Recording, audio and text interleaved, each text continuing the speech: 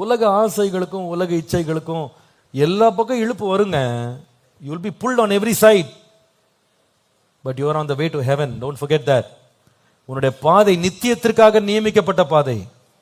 அங்க போய் கர்த்தரை சந்திக்கணும். அதுக்கு நம்ம ஜாக்கிரதையா இருக்கணும்.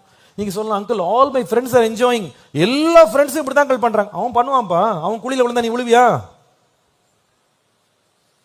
உன்னை நீ பரிசுத்தமாய் காத்துக்கொள்.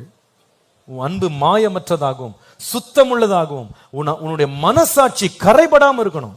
கேர்ஃபுல்லா உன் லைஃபை பார்த்துக்கோ. உலக வேஷங்கள் பக்கம் திரும்பிடாத.